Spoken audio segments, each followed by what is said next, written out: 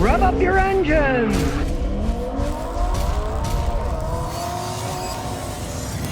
Well, you always want to know the truth about vehicles. Here's an interesting one, and we're going to find out the truth. It's a 2017 Honda CRV. It is all-wheel drive. It is turbocharged. And it's got that 1.5 liter engine. A lot of people whine about, oh, oil dilution problems. Can that little engine hold up? Now, the first thing a lot of people are going to think, what does Honda know about all-wheel drive? Well, let me tell you, they made these weird Civic wagons.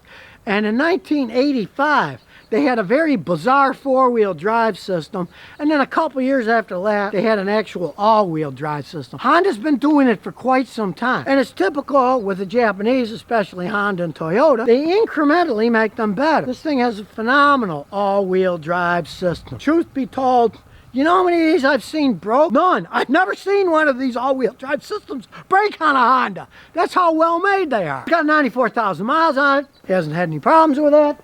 And if we look under the hood, you can see it's turbocharged and it's earth dreams, and it is a 1.5 liter engine. Honda had their first turbocharged cars. They put them in their Acuras. Incrementally makes things better. I've only ever seen one turbocharger go out in a Honda, and that one went underwater, so you really can't blame it on the turbocharger. It was in that big old hurricane in Houston, Hurricane Harvey. It had so much flooding, billions of dollars of damage. You can't blame that on Honda's engineers. Now, for our purposes, the interesting thing about this vehicle is he is the original owner with like 94,000 miles on it. And he has not had oil dilution problems. It doesn't burn oil. He changes his oil whenever the machine tells him to. So he goes by, when it gets down to a certain percentage, he goes and he changes the oil filter. Me, I'd probably change it more often, but you can see he's followed Honda's directions. Still runs fine, doesn't burn oil, gets the same gas mileage it used to get. So that system's obviously working in his case. This baby's lived its whole life in Rhode Island, so let's start looking for rust. Look at the lack of rust. I don't see any. Strangely enough, we're here in Rhode Island, New England, and he has New Englander tires. Now, it is an all-wheel drive system, so do realize if you're going to buy one of these, you get a blowout. You got to buy all four tires because of the nature of this very complex all-wheel drive system. It can mess up the inside if one tire is a different size from the other.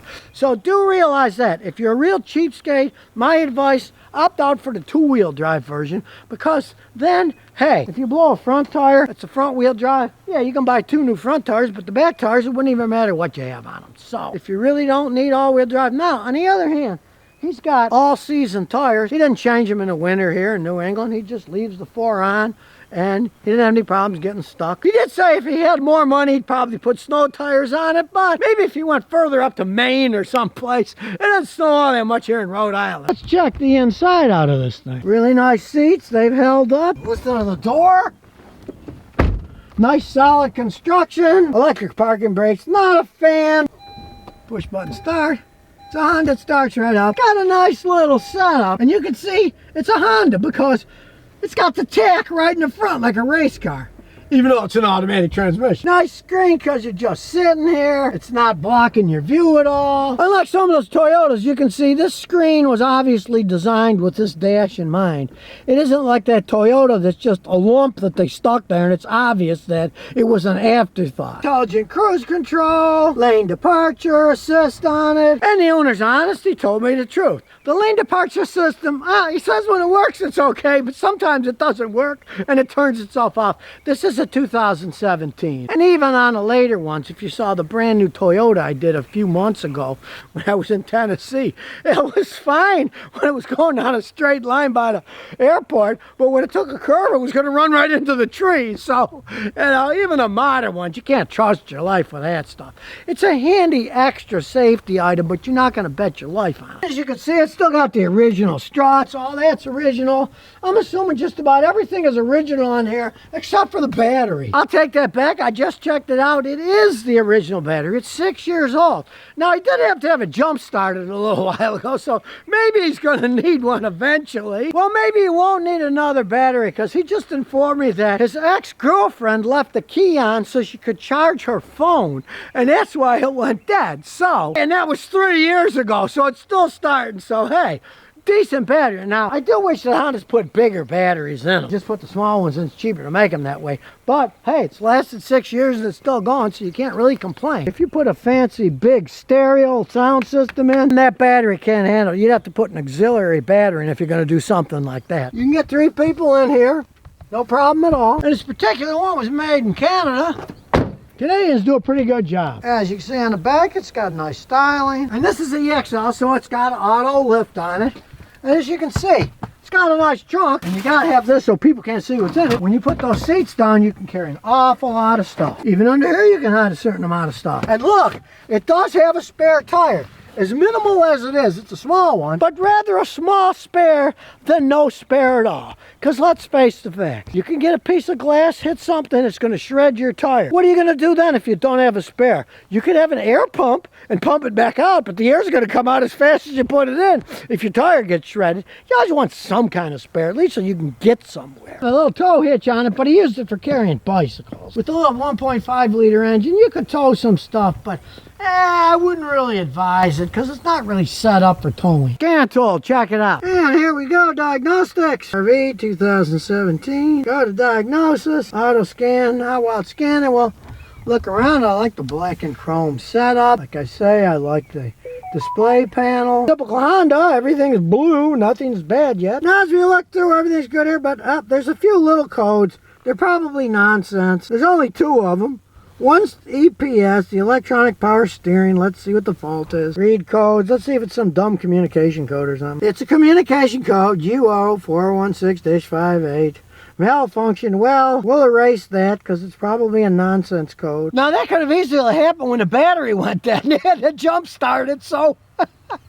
Since it's a communication code, it's not going to turn your check engine light on. The owner wouldn't know anything about it. Their codes are 3-body electrical. Let's see what that is. Well, there's 2 communication codes for the keyless remote. They often get that, so I'll erase those 2. Now they're being erased. And we'll start it up and look at some live data. And we'll start analyzing that. It's probably in excellent shape, but we'll see how it has held up over time. Information, nothing's bad yet. Look, the airflow is almost perfect.